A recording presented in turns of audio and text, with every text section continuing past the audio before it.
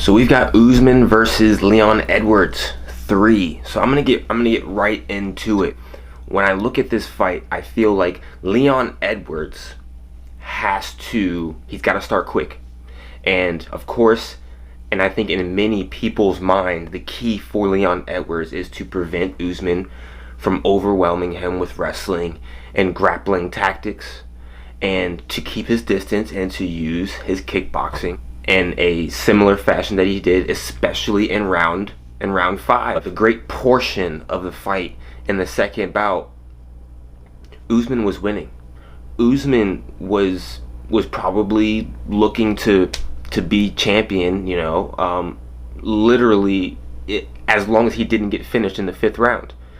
And so with that being said, I think of course the key for Usman is to do what he does best without getting caught, without facing the possibility of zigging when you should have zagged and getting knocked out. I think that Leon, is he going to try to knock Usman out with the head kick again? Maybe. I think he might show him a couple to see what's up. But if I were Leon's coach, I would maybe suggest Usman's going to at some point throw in some sort of takedown, maybe throw in a knee, see what's there, and try to see if you can surprise him with a knee to the face as he's coming in for a takedown. I don't know, but I think Leon's best way of winning this fight is through a surprise.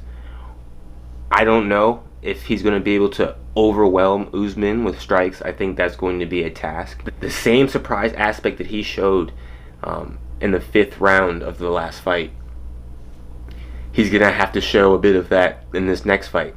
And so if I had to choose, if I had to put money on this fight, I would probably choose Usman, because I feel like Usman has more ways of winning. I feel like Usman's ability to grapple and stay close and overwhelm opponents, I feel like is a lot to handle. And so if Usman brings his A game and he plays his game for all 5 rounds, he's going to be champion again.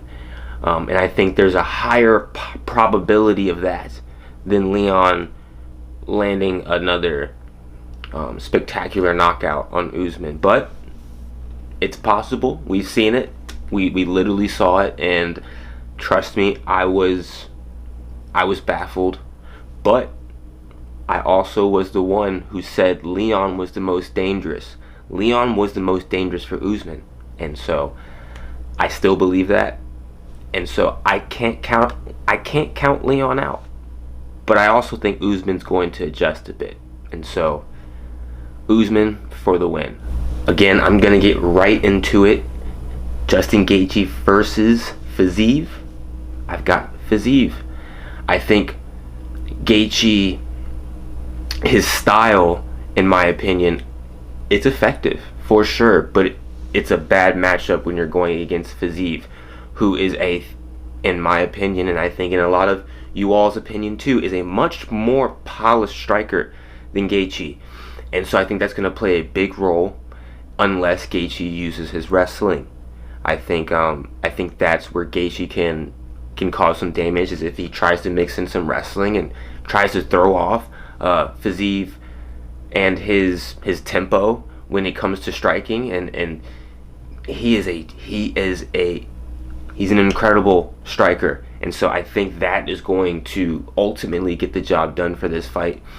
I think Gaethje and his pressure style, he almost comes in like a tornado, and he's definitely calculated. I'm not saying that this tornado isn't calculated, but it's not in a polished fashion that Fiziev has, and I think that that's going to cause a problem. I think when Gaethje tries to throw leg kicks, you might see a lot of checks. I think when Gaethje tries to throw a lot of punches and certain combos, we may not see him be able to land the same strikes that he would land otherwise on another fighter. And so I got Fiziev winning by,